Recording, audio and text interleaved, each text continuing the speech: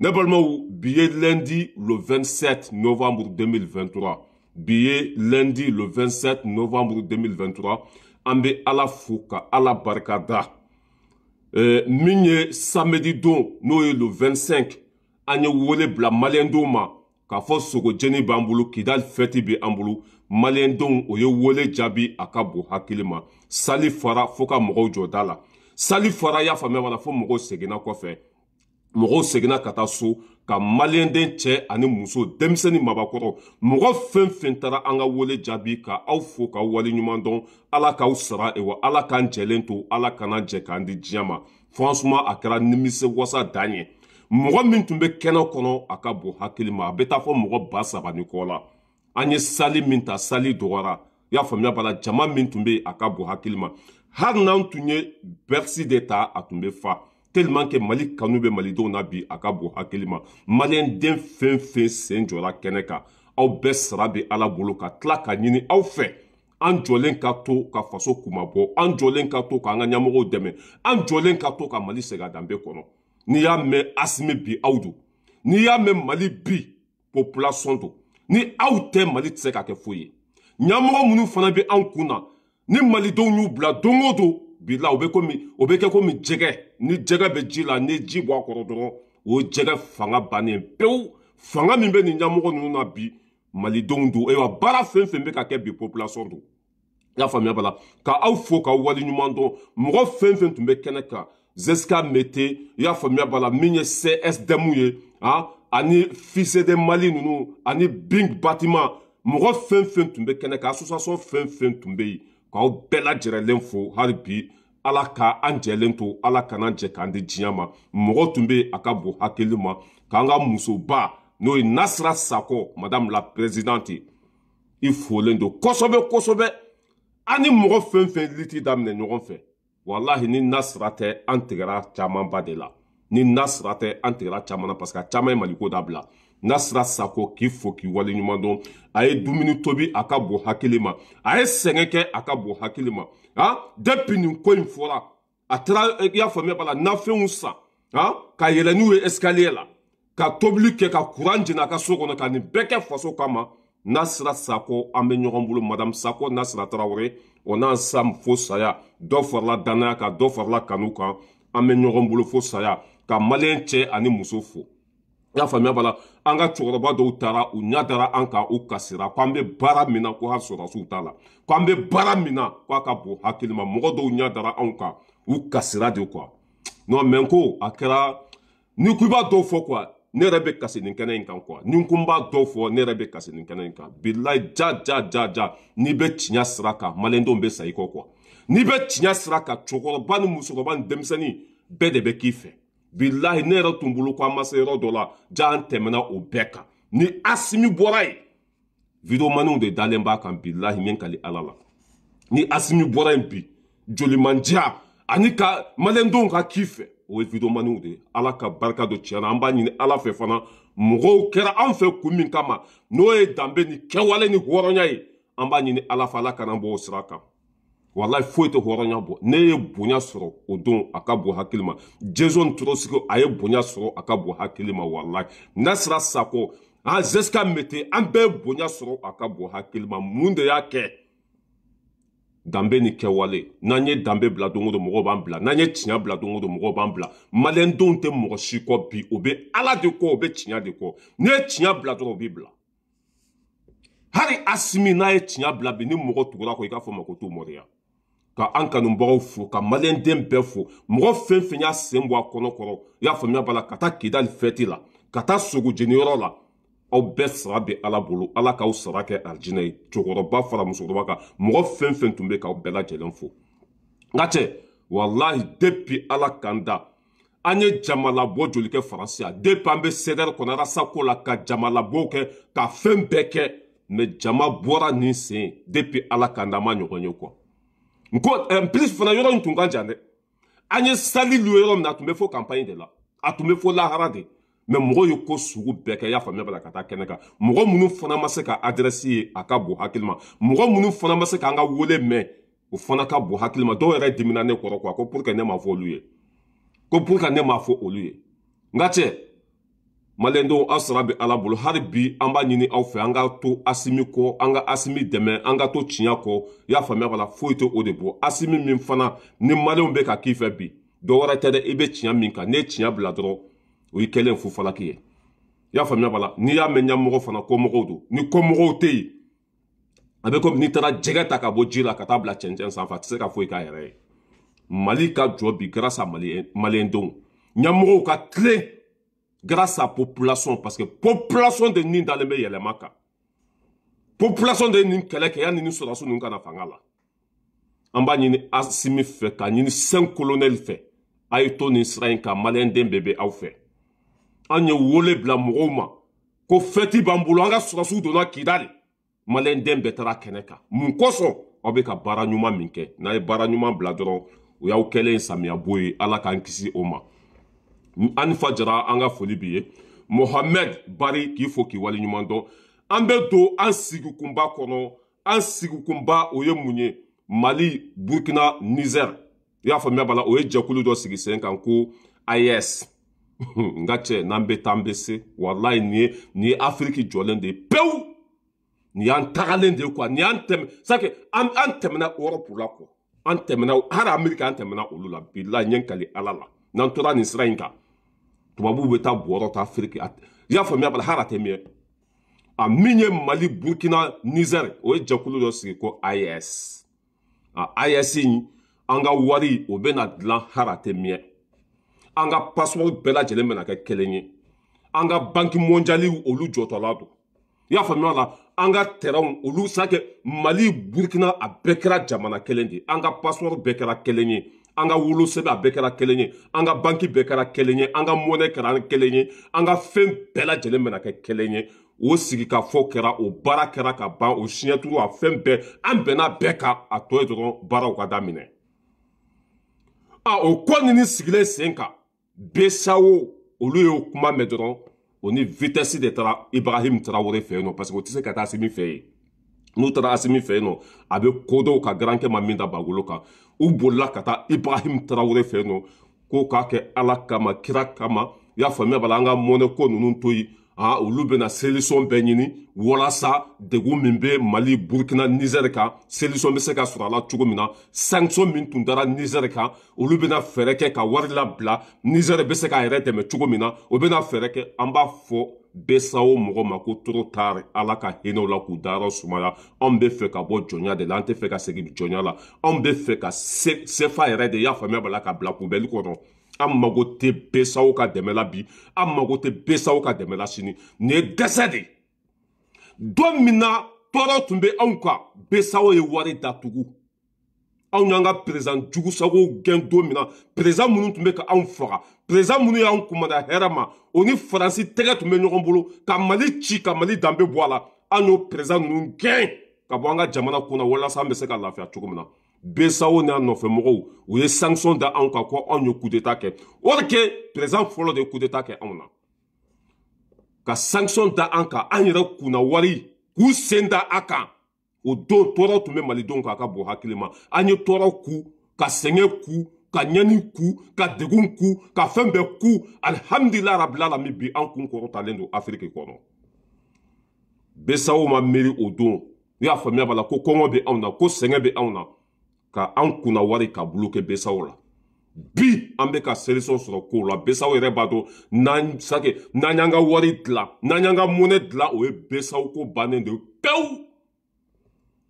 o solution bɛ ka ɲini waati min na BCEAO bolila ka taa Burkina i jɔ n ka fɛn k'a la fɔlɔ aw ka lamɛn n b'a image k'a la fɔlɔ aw ka lamɛn n'an bɛ taa an bɛ se o ne balimaw an ka to nin sira in kan hɛrɛ b'a kɔfɛ kunnawolo b'a kɔfɛ lafiya b'a kɔfɛ baara b'a kɔfɛ fɛn bɛɛ lajɛlen bɛ nin kɛlɛ in kɔfɛ an ka Burkina journal lamɛn.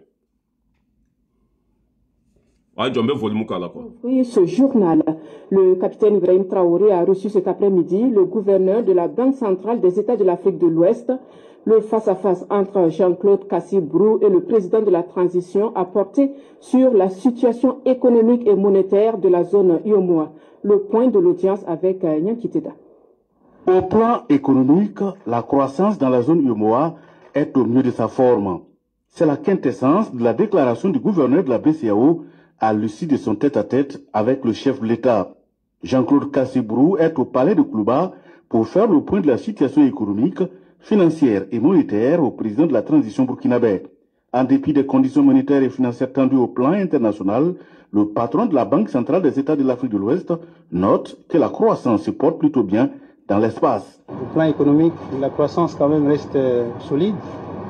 On devait vraiment finir l'année, puisque nous sommes en novembre, avec une croissance au-dessus de 5%. Que les perspectives pour 2024 sont encore meilleures. Et surtout l'inflation, qui était une grande préoccupation quand nous étions là. Anta la bi, anta la chini, ante besa okola bi, anta la chini, ni wari nogolende, ni photocopie, ni jahanamba kono wari. Ambe bois kone de kanyere ka monnaie créée, kanyere ka banque de la. Kuma fana bafle. Tora mimbe ankambi besa odo. Anta la de Ibrahim Traoré. Mba do ite soni nunca fotama. Awe isra min fana ta madala na be sekun kofe. Aye besa wa ya bla poubelle kona magoto la bi. Ka aun jigi tike, ka aun jigi kari, ka aun ke falatoy, ka aun mogosa, ka aun dambe bo ana ni besa odo.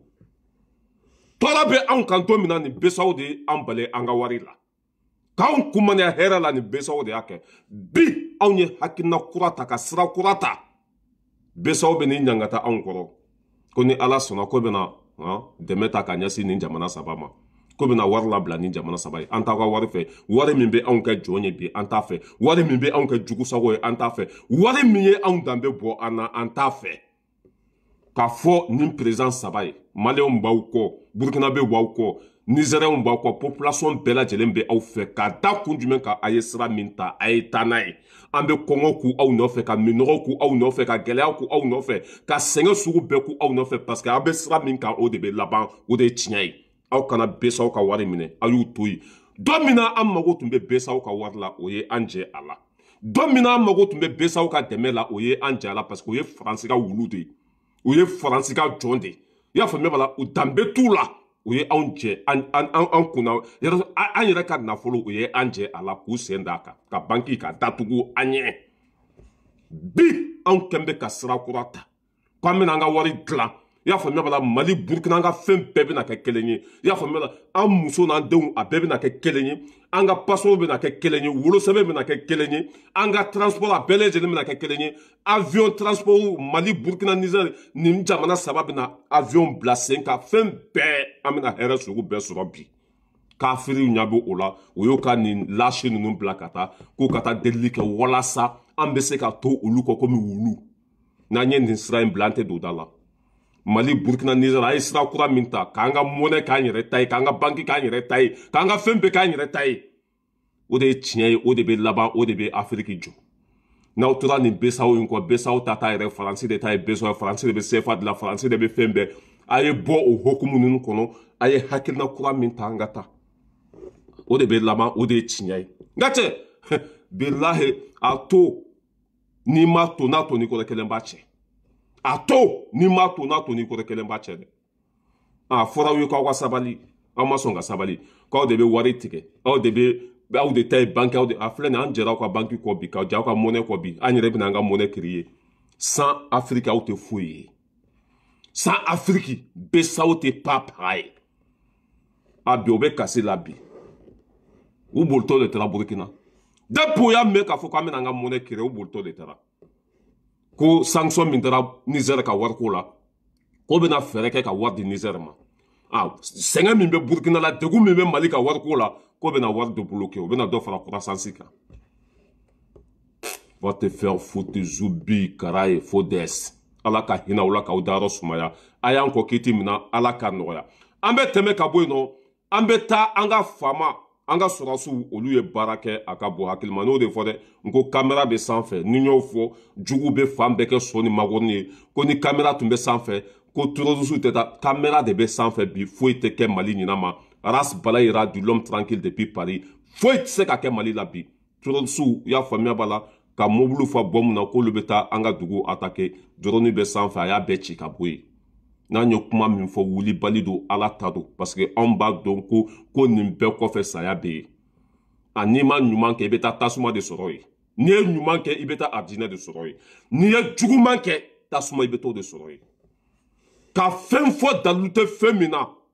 tɔɔrɔ b'a kɔfɛ malo b'a kɔfɛ dɛ an bɛ kuma fɛn fɛn fɔ ala ta dɔn ne y'a fɔ n ko caméra bɛ sanfɛ foyi tɛ se ka tɛmɛ an ɲina ma an k'o fana preuve lajɛ n'an bɛ taa an bɛ se ala ka barika don tiɲɛ la ka maliyɛn den bɛɛ lajɛlen fo a y'a lajɛ. Repérer un véhicule appartenant aux terroristes venu se ravitailler dans le village d'Ikadiwan, à 65 km au nord de Menaka. Grâce à la vigilance et à l'efficacité de nos vecteurs aériens, le véhicule a été suivi et détruit. La traque des terroristes se poursuit pour assurer la quiétude des populations et une paix durable sur l'ensemble du territoire. Unis, nous vaincrons. Campagne des 16 jours. Bamako a abrité les travaux. Mobili ta k'a fa bɔmu jugubaw la ko bɛ taa dugu dɔ attaquer drone bɛ sanfɛ Modibo Kone sigilen bɛ essai la ni mobili min bɛ ka taa yan fɛ mun mobili sugu dɔ k'a ka radar gɛrɛ mobili a y'a sɔrɔ a falen don bɔmu la même temps o ye drone réglé dɔrɔn ka bɔmu fila ka k'a bɛɛ ci ka bɔ yen n ka cɛ foyi tɛ se ka kɛ Mali la bi foyi tɛ maliyɛndenw sɔrɔ bɛɛ k'i hakili sigi wa hali ni tɔɔrɔ y'an sɔrɔ c'est pas grave an bɛ kɛlɛ de kɔnɔ hali ni degun ye maliyɛnw sɔrɔ c'est pas grave degun in bɛ ban de lafiya bɛ na diyagoya. Y'a faamuya an tɛ se ka lafiya ka sɔrɔ an ma sɛgɛn an bɛ sɛgɛn k'u ka tɔɔrɔ k'u ka fɛn bɛɛ k'u lafiya bɛ nin sira in kɔfɛ basigi bɛ nin sira in kɔfɛ k'an ka sɔrɔdasiw fo an b'u kɔ fo saya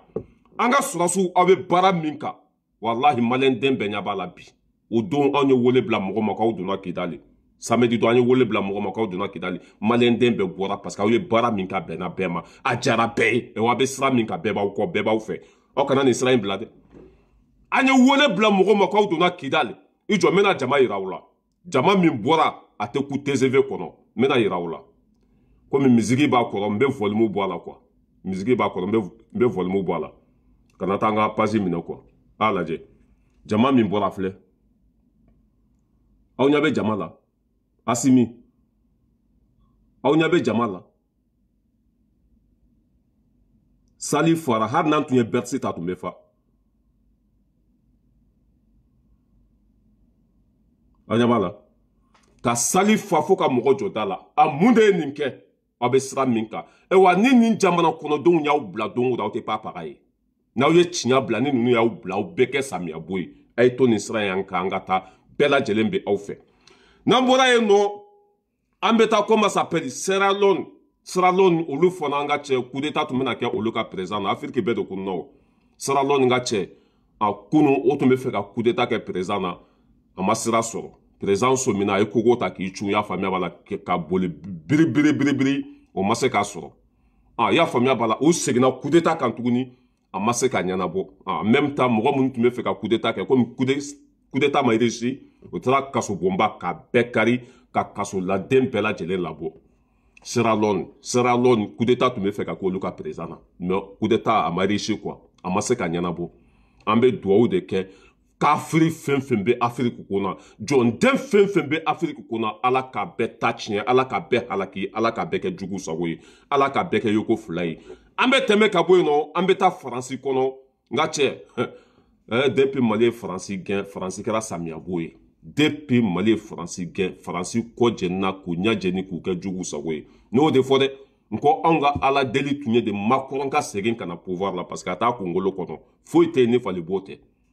N'ale tun mana an tun tɛ bɔ jɔnya kɔnɔ en tant que Macron bɛ Faransi kunna Afiriki bɛ jɔ de parce que ale bɛ fɛn bɛɛ kɛ ni fanga de ale bɛ fɛn bɛɛ kɛ ni kafa ni yada de hali i woloden i y'a faamuya wala n'i k'i b'a don da dɔ fɛ da min man di a tɛ sɔn dɛ Macron nali a kɛra Afiriki ma hɛrɛ ye Macron kelen président ye a kɛra Afiriki ma hɛrɛ ye depuis an y'u can k'u sugu yira diɲɛ na Faransi bɛ ka jigin de u ka économie i y'a faamuya bala u ka baaraw a bɛɛ lajɛlen bɛ ka tiɲɛ se t'u ye tuguni Faransi bɛ delili la bi i y'a faamuya bala u ka gɛribu minɛnin de b'u bolo hisabedilahi ala kama hisabedilahi ala kama hisabedilahi ala kama Faransi bɛ delili la bi a ka bon hakili ma Portugal Faransi tun b'olu ɲɛ bi Portugal bɛ Faransi ɲɛ Europe bɛɛ lajɛlen ka fantan jamana o tun ye Portugal de Faransi tun bɛ Portugal sɔn de ka bila minɛnin kɔnɔ ni Portugal nana ko hisabedilahi o bɛ fitinin bila minɛn kɔnɔ Portugal bɛ taa a b'o dun n'o banna tuguni a bɛ na bi Faransi bɛ ka taa delili kɛ Portugal hisabedilahi ala kama Union européenne o bɛ k'u deli bi a ka bon hakili ma économie jiginna yan pewu an bɛna fana dalu di aw ma n'an bɛ taa an bɛ se o a y'a lajɛ dɛ N'en tambese. La France est en train de s'écrouler et va être placée sur surveillance budgétaire par l'Union européenne. En effet, on a appris que la Commission de l'Union européenne va placer sans doute la France sous surveillance budgétaire renforcée, tout simplement parce que l'économie française est en train de s'écrouler, ne respecte plus les normes européennes et que, en fait, la France est tellement mal gérée et tellement désindustrialisée et tellement à l'os que la Commission européenne est aujourd'hui obligée de placer sous contrôle budgétaire la France. Un petit peu comme elle l'avait fait avec la Grèce il y a quelques années. C'est-à-dire qu'aujourd'hui, la France est au niveau de la Grèce. D'ailleurs, on le sait, puisque la part de l'industrie dans l'économie française est la même que la part de l'industrie en Grèce. Donc, en effet, la France est en voie de tiers-mondisation et l'Union européenne est obligée de la placer sous contrôle. On en est là. Et d'ailleurs, les graphiques qui ont été publiés par des Allemands ces derniers jours montrent à quel point, en fait, ces dernières années, les dirigeants français ont détruit l'économie française. Et aujourd'hui, la France ne pèse plus rien dans l'économie européenne, tellement elle est dépendante de sa propre dette. Faransi bɛ delili labɛn a ka bon hakili ma wari t'u ka jiginɛ kɔnɔ tuguni économie o bafouera makɔrɔɲɛ faransi k'a kɔ jeni k'a ɲa jeni parce que a tɛ politiki dɔn foyi t'a kunkolo kɔnɔ a ye faransi danbe bɔ a la pewu Europe jamana fɛn fɛn tun ni faransi tun b'a bɛɛ ɲɛ faransi bilala bɛɛ kɔfɛ Europe jamana fɛn fɛn tun bɛ yen ni faransi tun b'a bɛɛ lajɛlen ɲɛ a bilala bɛɛ kɔfɛ makɔrɔntile la n'an bɛ taa an bɛ se ni ko dɔ ka su tɛ ko ala t'i ka dugu jɛ ninnu de ye anw danbe bɔ an na k'an faw faga k'an baw faga k'an ka jamanaw jeni fu fɔlaki u ka intérêt nɔfɛ bi o kɔmasegin bɛ ka na faransi laban ɲɛ kali ala la ala min ka bon n ka kali ma i y'a faamuya hali ka taa baara ɲini afiriki ka baara sɔrɔ o t'a sɔrɔ tellement que ninnu ye hadamadenw tɔɲɔ diɲɛ kɔnɔ quoi balaw fɛn fɛn bɛ diɲɛ kɔnɔ faransi sen b'a la tɔɔrɔ fɛn fɛn bɛ diɲɛ kɔnɔ faransi sen b'a la degun fɛn fɛn bɛ diɲɛ maaw ka faransi sen b'a la olu tɛ maa ni hɛrɛ fɛ a bi foyi t'u bolo bi hali da dumuni a sɔrɔli kabako don hali da dumuni a sɔrɔli kabako don n'an bɛ taa an bɛ se dɛ ne m'a fɔ dɛ faransɛ journaliste yɛrɛ de filɛ nin ye k'a fɔ ko faransi tun bɛ jamana fɛn fɛn ɲɛ a bɛɛ bilala faransi ɲɛ k'a da mun kan u ka jamana binna u ka ɲɛmɔgɔ ko foyi t'u kunkolo kɔnɔ u y'u ka jamana ta tiɲɛ de ka bila garibu minani de b'u bolo sa hisɛbidilahi a y'a di nɛnɛ ma hisɛbidilahi a ye dɔ bila an ka balan kɔnɔ hisɛbidilahi garibu minani de b'u bolo bi n'i ko dɔ ka su tɛ ko ala t'i ka dugu cɛ aw bɛ fɛn ye i y'a faamuya o la min tɛ nin si ye bi lahaw bɛ tɔɔrɔ ye min tɛ nin si ye an ka segin an k'u ka journal lamɛn u ka économie binna fo ka dama tɛmɛ a lamɛn.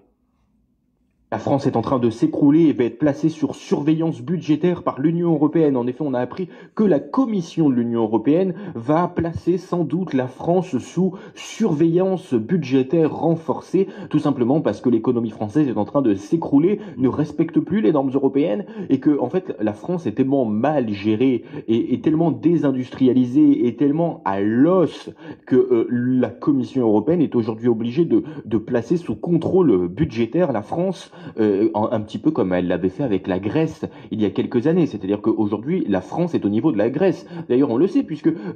la part de l'industrie dans l'économie française est la même que la part de l'industrie en Grèce. Donc, en effet, la France est en voie de tiers-mondisation et l'Union européenne est obligée de la placer sous contrôle.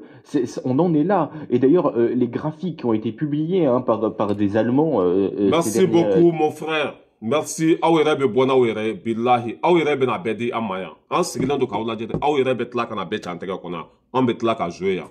bana jugu fura ye fura jugu ye ayiwa n ka cɛ anw dimi b'u la bi video mani dama bɛ yan n ka cɛ an bɛɛ lajɛlen tɔgɔ b'u bolo an dimi b'u la bi n'u ye anw sɔrɔ u b'an kun ci k'an ta fara parce que anw de y'u kɛ samiyɛbɔ ye yan an ɲɛ b'a la k'u ka économie k'a jiginna fo ka dama tɛmɛ se foyi t'u ye tuguni kan mɔgɔ minnu bɛ jamana in kunna foyi pa paga o ye jamana in ci k'a ta tiɲɛ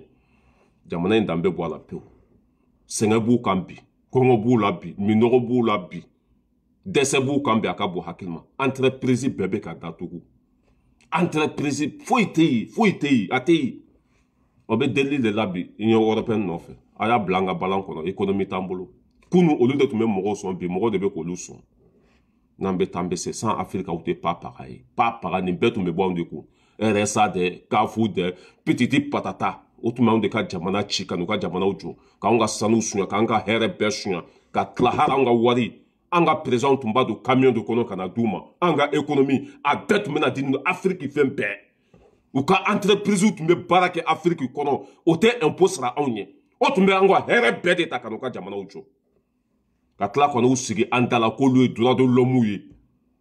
droit de mɔgɔ fagalaw droit de jamana cilaw droit de bingalikɛlaw droit de tɔɲɔlikɛlaw olu bɛ n'u sigi n'u dabara ye nous sommes des droits de l'homme nous sommes des droits de l'homme égalité fraternité solidarité a bɛɛ galonfin a bɛɛ galonfin o de la Ala bɛ k'u kɛ jugusago ye bi o de la Ala bɛ k'u bɛɛ mago sa an bɛ tɛmɛ ka bɔ yen nɔ an bɛ taa sema mɔgɔw la ne balimaw n'an bɛ taa an bɛ se sema mɔgɔw olu barika banna olu kɛra jugu sago ye u nana ɲɔgɔn dalajɛ Faransi yan min yɛrɛ maloya ka bon sema y'a fa di Faransi ma ka ba di Faransi ma ka fɛn bɛɛ kɛ Faransi ye bi sema binnen u ka ɲɛmɔgɔba dɔw bolila ka na Faransi yan i y'a faamuya bala u ka mitingi kɛra kunu o ye mitingi dɔ kɛ kunu o ye sigikafɔ dɔ kɛ kunu hali sali Faransi ma sɔn ka sali d'u ma sema turɔsi ɲɛmɔgɔ minnu nana ɲɔgɔn dalajɛ yan u yɛrɛ bɛ si soni min kɔnɔ kizini don so in kizini b'a kɔnɔ fɛn bɛɛ la sokurunin kelen don MPS don o bɛ si yɔrɔ min na kizini bɛ yen o bɛ fɛn bɛɛ kɛ yɔrɔ min na kizini bɛ yen toilette bɛ yen a fɛn bɛɛ lajɛlen bɛ yen i y'a faamuya bala u tora ka yɛrɛɲɔ kɛ yen de yɛrɛɲɔ kɛyɔrɔ i ɲɛ b'u ka sakiw n'u ka alimɔriw la fɛn na ye place yɛrɛ tɛ yen ne y'a fɔ yan dɛ bilahi n'i fa di ninnu ma k'i ba di ninnu ma don dɔ bɛ sɔrɔ u b'a fɔ k'i ma foyi d'olu ma sema turɔsiw y'u yɛrɛ faga ninnu ye bi se tɛ sema turɔsiw ye u bolila ka na Faransi yan k'olu bɛ na bin kɛra olu kan dɛ olu ka jamana de ye Kidali ye dɛ olu ta de ye Kidali ye pititi patata manamana kan fɔ la hali sali ɲuman ka d'u ma ma sali yɛrɛ sɔrɔ Faransi yan hali sali u y'u ka ɲɔgɔn ɲɛ kɛ kizini de kɔnɔ i y'a faamu k'u ka ɲɔgɔn ɲɛ kɛ soni de kɔnɔ soni parce que u bɛ so min kɔnɔ kizini b'a kɔnɔ a bɛɛ lajɛlen sema turɔsiw bilahi fɛn bɛ yɛlɛ aw la ɲin tɛ fɛn min an ye nin fɔ ni kɛra ninnu bɛ k'i fɛ dɔrɔn ka intérêt de kama ni intérêt tɛ o mago t'i la u yɛrɛ y'a fɔ dɛ ko teri tɛ olu la ko olu ka teri ye intérêt de tubabuw y'a fɔ dɛ ko teri tɛ olu la olu ka teri intérêt ko don sema turɔsiw aw ka intérêt sake u mago tɛ aw la u ye aw utiliser k'aw fili aw barika banna aw nana aw jigi kalifa la filɛ nin ye kizini de kɔnɔ ye u bɛ k'u ka fɛn kɛ kizini de kɔnɔ ye an k'o lajɛ. Tous les documents signés par des Français. Au fleur cuisine de Kono, il n'y avait allemand dans quoi faire. Et le Mali les a donnés au Nord. Et jusqu'aujourd'hui, ils ont les documents, ils peuvent rien faire. La justice malienne n'a pu rien faire. Il a su le donner le problème à Kadhafi. Devant moi, en réunion à Kadhafi, il dit on verra plus tard. Voilà, comme la vidéo massé à télécharger Kanya, au fleur, il n'y avait allemand de fleur quoi faire. Sali maçon, faut maçon gadouma. Faut au fleur cuisine de Konota aussi sur des Konota. Almor ne flo kɔfɛ u ka saki n'u ka valisew filɛ almor sanfɛ ye fo ala tun ka nin kɛ aw la bilahi ni aw lafiyara o kɔrɔ an bɛ ka kuma min fɔ tiɲɛ tɛ a ye Mali ci ka Mali danbe bɔ a la ka Maliyɛnw faga walahi fo aw ka kɛ yoko fila de fo aw ka kɛ jugu sago de minnu sera ka pɔrɔkɔtɔ an ka mɔgɔw la minnu sera k'u sen fa olu nana Faransi binga cɛ hali siso Faransi ma d'u ma hali u bɛ siso min kɔnɔ bi a t'u bolo a dɔw bɛ ka si kɛnɛma de a dɔw bɛ ka si kɛnɛma de a dɔw hali dumuni t'u bolo a dɔw hali papiye t'u bolo bi Faransi ye mɔgɔ minnu nɛgɛ k'u kɛ ba falen kan ko sema turɔsiw o filɛ nin ye Faransi de kɔnɔ o bɛ réunion la nka cɛ sali t'u bolo foyi t'u bolo Faransi mago foyi t'u la bi ala jugu kafiriw surakaw ka bɔ Libi ka na sigi anw fɛ an ye place d'u ma k'a ye sigi yan an bɛɛ ye kelen ye o lasi ninnu kana k'olu b'an ka jamana tila fila ye ala tɛ sɔn kira tɛ sɔn malidenw tɛ sɔn Asimi de bɛ yen an y'u gɛn se t'u ye tuguni u nana u ka réunion kɛ Faransi yan Mali binna olu kan dɛ Mali olu gɛn ka b'u fa jamana kan dɛ Mali olu gɛn ka b'u ka dugukolo sanfɛ dɛ Mali olu gɛn ka b'u ka so dɛ Mali olu gɛn n'aw tun sigira aw yɛrɛ ma Mali tun t'aw gɛn aw de ye marifa ta Maliyɛnw kama aw de ko k'a bɛ Mali tila Mali ye kelen de an ko k'an t'o de la Mali tɛ tila n'a nana aw sigi aw bolo ko Faransi bɛ se ka fɛn dilan tuguni yan u bɛ k'u ka réunion kɛ Faransi yan de walasa Faransi bɛ se k'olu dɛmɛ walasa Union européenne bɛ se k'olu dɛmɛ ninnu bɛɛ barika bannen don maa si tɛ se k'aw dɛmɛ bi aw n'olu bɛɛ barika banna se foyi t'aw tɛ se ka cɛga ci bi ni aw kɛlɛ samiya bɔ de ni aw kɛlɛ juguw sago de aw bɛ bo fara ka dɛsɛ pa paga tɛ ɲɛnabɔ tuguni foyi wa cɛ o cɛ ni k'i bɛ taa kidali k'i bɛ kidali tilali ko fɔ an b'i kun ci k'i da fara déjà kidali bɛna kɛ mali an bɛna kidali kɛ mali yɔrɔ dumanba de ka fɛn bɛɛ bila kidali ka kidali kɛ komi dubayi ka taa kan belebeleba sigi an ka kɛlɛkɛ mina ka taa fanba bɛɛ lajɛlen bila kidali ka kidali sigirize ka ɲa parce que kidali ye diɲɛ nimayɔrɔ de ye afiriki nimayɔrɔ tɛ dɛ diɲɛ nimayɔrɔ o de ye kidali ye o de la o tun bɛ fɛ k'an fa n'an baw faga k'an ka jamana minɛ an na k'a firi sema turusi barika bannen denw n'aw bɛ ka n'aw ka yɛrɛɲɔ kɛ faransɛ de baara ma ban sema turusiw bɛ ka n'u sigi faransɛ de mali binna kan dɛ mɛ baara banna o aw tun kan k'aw sigi mali de kɔnɔ ka nin kuma sugu fɔ parce que kunna aw tun b'aw sigi mali de kɔnɔ ka nin fɔ mɛ binnaw ye mali bila ka n'aw sigi faransɛ de bin kɛra an kan dɛ o y'an denw faga dɛ o ye population faga quelle honte tɔɔrɔ min bɛ population kan aw de y'a lase o ma gɛlɛya min bɛ kidali aw de y'a kɛ aw bolo ko mɔgɔw ye lagalagatɔ ya mɔgɔ minnu tun bɛ k'aw dɛmɛ nkalon kan o bɛɛ m'aw bila bi u bɛɛ y'aw bila bi ala ka barika don tiɲɛ la an bɛ segin ka an kanubagaw fo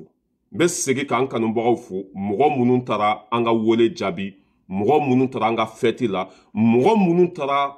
kidali fɛti la ka aw fo k'aw wale ɲuman dɔn a kɛra nimisiwasa dan ye a kɛra bonya dan ye a kɛra sewa dan ye walahi hali n'an tun ye berisi ta berisi walahi n'an tun y'a ta tun bɛ fa an ye sali min ta tellement que yɔrɔ ka jan ne yɛrɛ ko non ko maliyɛndenw tɛ déplacé mais faso kanu b'u la bi a ka bon hakili ma maliyɛndenw bɛ mali fɛ bi a ka bon hakili ma maliyɛndenw bɛ tiɲɛ fɛ bi a ka bon hakili ma walahi sali fara fɔ ka bɔ mɔgɔ 3,000 ni kɔ o de tun bɛ an sera ka min jate mɔgɔ 3,000 ni kɔ o de tun bɛ yen ka sali fa fɔ k'a bɔ ala ka barika don i y'a faamuya bala Jason Trotsky Ras Balayira Nasra Sako ala ka barika don ninnu na walahi aw ka tiɲɛ n'aw ka hɔrɔnya de kosɔn maliyɛndenw taara ka wele jaabi sinon mɔgɔ caman bɛ faransi bi n'o ye maliyɛndenw wele u tɛ taa i kana dan ka sogo ɲimi dɛ parce que kɔngɔ tɛ mɔgɔ si la yan i kana dan ka sogoko fɔ dɛ i y'a faamuya la wariko yɛrɛ fɔ yen taa sanu bila yen ko mɔgɔ kana n'i tɛ danbe sira kan maa si tɛ taa yen ni faso kanu t'i la maa si tɛ taa yen maliyɛndenw ni anw ka u baara u y'a dɔn anw ye bi an bɛ cɛsiri min na bi walahi maliyɛndenw ye wali ɲuman dɔn segin anw ma a ye ne fa fɔ ka dama tɛmɛ c'est que non je n'ai pas moi c'est que kuma tɛ n da k'a fɔ quoi kuma foyi tɛ n bolo bi k'a fɔ walahi ne yɛrɛ anw yɛrɛ tun bolo an ma se yɔrɔ min na jan tɛmɛna yen bɛɛ kan mɔgɔw bɛ k'an ni président ni sɔrɔdasiw ni fɛnw o bɛ k'an bila olu bɛɛ sanfɛ k'an ye baara min n'anw tun tɛ k'a tun tɛ ɲɛnabɔ ka maliyɛndenw fo an bɛna image yira aw la tuguni jama min bɔra a tɛ ku TGV kɔnɔ an ka jan an ka lajɛ ɲɔgɔn fɛ ne balimaw n'an bɛ taa an bɛ se an ɲɛ bɛ image la maa si tɛ se k'a fɔ ko jama tun tɛ yen a filɛ ka sali fa fo ka bon komi misiki b'a kɔrɔ n tɛ se ka volume yira quoi voilà aw ɲɛ b'a la bon kɛnɛma la o jama tun ka ca ni nin ye mɔgɔ min tun bɛ kɛnɛma o jama tun ka ca mɔgɔ min seginna o fana ka ca ni nin ye mɔgɔ min ma se ka adresse ye o jama fana ka ca ni nin ye mɔgɔ min ma kunnafoni sɔrɔ o fana jama ka ca ni nin ye bɛɛ tun bɛ fɛ ka ye kɛnɛ kan bɛɛ tun bɛ fɛ ka ye kɛnɛ kan ka CSDM mɔgɔw fo ka Bing Batman dɔ min na an y'a fɔ ko Jason ye saga 6 san Bing Batman a y'o mɛn don min na i y'a faamuya bala a ye Jason wele k'a k'a ka wari to a kun k'a yɛrɛ bɛ jɔ ni saga ko bɛɛ ye a yɛrɛ ye saga bɛɛ san Bing Batman i y'a faamuya a y'a mɛn don min na k'an bɛna saga san ka maliyɛndenw invité o don bɛɛ a ye weleli kɛ ko an k'an ka wari to a kun k'a yɛrɛ bɛ jɔ ni saga ko musaka ye Bing Batman a ye saga bɛɛ san min ye CSDM ye olu ye dɛmɛ sugu bɛɛ ta ka ɲɛsin an ma min ye comment s'appelle M5 mɔgɔw ye ani Fusée Maliw association bɛɛ tun bɛ kɛnɛ kan k'aw bɛɛ lajɛlen fo ka wali ɲuman dɔn n'an bɛ taa an bɛ se hali bi an ka to nin sira in kan bonya b'a kɔfɛ sanga b'a kɔfɛ jama b'a kɔfɛ nafolo b'a kɔfɛ perezanya b'a kɔfɛ fɛn bɛɛ lajɛlen b'a kɔfɛ parce que n'i bɛ tiɲɛ kan bi maliyɛndenw bɛ k'i fɛ dɛ n'i bɛ tiɲɛ kan bi maliyɛndenw b'i bonya n'i bɛ tiɲɛ kan bi i mana fɛn fɛn ɲini malidenw fɛ o b'a d'i ma parce que olu bɛ tiɲɛ de fɛ tiɲɛ de bɛ laban ka maliyɛnden cɛ ani muso denmisɛnnin mabakɔrɔ mɔgɔ fɛn fɛn taara wele jaabi k'aw bɛɛ lajɛlen fo a kɛra jamako ye jamako min ɲɔgɔn ma deli ka kɛ faransi yan depuis ala k'an da ma deli ka jama ɲɔgɔn ye faransi kɔnɔ yan an ye jama labɔw kɛ ka mitinguw kɛ ka fɛn bɛɛ kɛ mɛ jama min bɔra nin kidali fɛti na a ka bon hakili ma hakɛtɔ bɛ kuma kɔnɔ wasalamu